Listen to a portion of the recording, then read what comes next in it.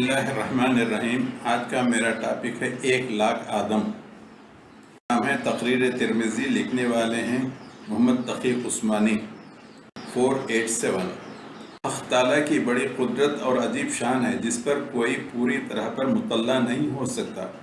हज़रत शेख अकबर इब्न अरबी फरमाते हैं कि मैं एक बार तवाफ़ कर रहा था कि क्या देखता हूँ कि एक बुज़ुर्ग बहुत उम्दा पोशाक पहने हुए तवाफ़ कर रहे हैं।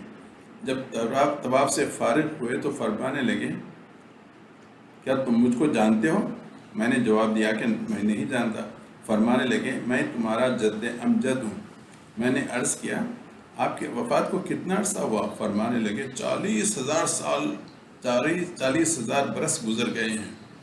इब्न अरबी फरमाते हैं कि मैंने बुर्जों के हिसाब से मालूम किया तो मशहूर हज़रत आदम अलैहिस्सलाम की वफ़ात को 6,000 बरस होते हैं। इब्न अरबी उल्म हैयत और नजूम बखूबी जानते थे और एक हदीस में आया है कि अल्लाह ताला ने 1,00,000 आदम पैदा किए हैं, बस मुमकिन है ये जद्द अमजद उन्हीं में से हों।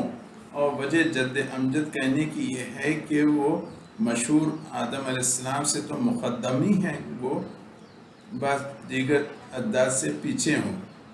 इस्लाम का दर्जा रखने वाले मुफ्ती तक़ी उस्मानी किसी कुरान की किसी आयत या किसी मुस्तनद हदीस से दलील लेने बजाय मुहिद्दीन इब्न अरबी जैसे मुर्तद और काफिर की बयान से दलील लेते हैं। अल्लाह ताला हमें इन सूफियों के फितने से महफूज रखें, आमीन।